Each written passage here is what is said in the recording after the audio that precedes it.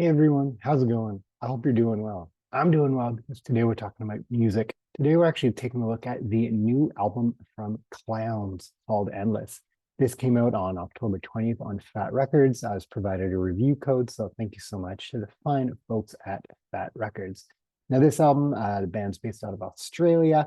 We've got a whole string of albums that came before, and this one is really, really cool. This is the first full length I've actually heard and sat down and listened to with a lot of intention from the band.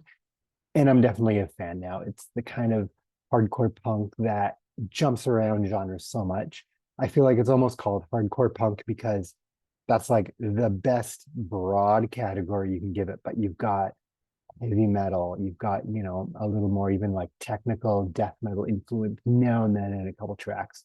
You get like heavy garage rock and alt rock. So it's like really hard to pin them down, except maybe hardcore punk. That's like the best broad category. So if you think like take Iron Maiden, take Andrew WK, take the fellow Australian countryman The Vines, uh, put all those groups in like a hardcore punk band together, I think you get a bit of an idea of kind of just a bit of an idea, in fact, of kind of what Clowns sound like, but they're really, really cool. And this album's really, really cool too. It's loosely tied together as a concept album around the idea of immortality. A lot of these tracks were actually inspired by COVID and the global COVID-19 pandemic. And what did that mean for health and safety and society at large? How do we treat each other? And how do we even view ourselves? And there's a really cool flow to the album in that it starts with looking at kind of immortality through this idea of like fun party anthems and that feeling that we get of kind of like immortalic euphoria. Is immortalic a word? I'm sure it's like a metal band name or something, but whatever. But that idea of, when you're at a party or you're on stage or you're performing or whatever it is, that like, I'm never going to die. This feeling is going to last forever. And then throughout the album, it slowly shifts. Musically, it gets a bit darker and then wild by the end. But it turns into the idea of like, well, what if these negative feelings I have are immortal? What if negativity lasts forever? Or what if, capitalism or the ills of society, what if those last forever? What if those are immortal as well? Kind of the development of the encroachment of technology into our everyday life, kind of without personal management. What if that lasts forever? What is the logical consequence of that?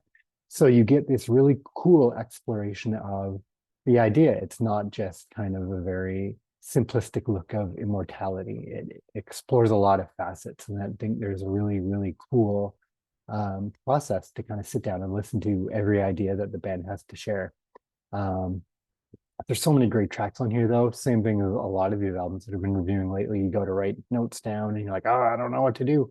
Um, but one that I really like, it's got a guest vocalist as well from the Baboon Crew. Is called "I've Got a Knife," with the chorus of, "I've got a knife, not afraid to use it. I've got a life, not afraid to lose it." A really cool song.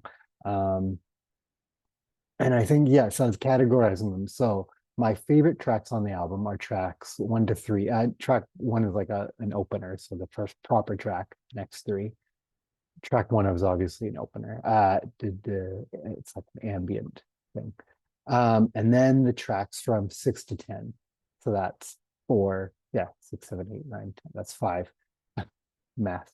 And then 3 more, which for a 12-track album that's just over 45 minutes, the fact that in my mind 8 of them are standouts means a lot. And none of them are bad, just 8 of them like are very, very memorable to me. Um, and the last track is kind of a very slow build, gets very emotional, cuts back to sort of that acousticy build. Well, that's another thing. This album, sonically, the production on here is really cool. There's a lot of um, just a lot of ambient use of noise. The one track, Ones and Zeros, spelt with ones and zeros. It begins with that late 90s cell phone call clipping into your speakers noise, that noise cuts in there. The vocals get a little glitched out as well here and there. It's really, really cool. Then the last track, it's like a mini podcast about Ned Kelly. So if you're into those kind of historical mystery murdery kind of podcasts, check that out. And the band provides like a metallic spaghetti Western backdrop to it. It's really, really cool, really unique. Never heard anything like it before.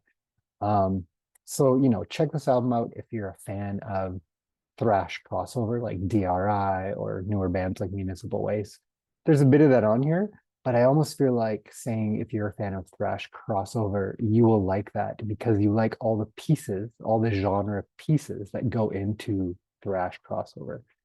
This is more hardcore punk. It's a bit different, but I think if you're into the metal, if you're into that skate punk influence, if you're into all of that, you're gonna like what's on here too.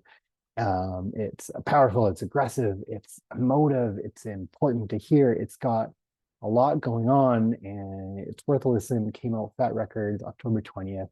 You can stream it. I'm going to have purchasing links down below so you can support the band, help them out, find out some info if they're touring near you or what they're up to.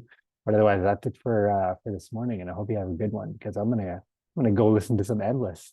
Have a good one.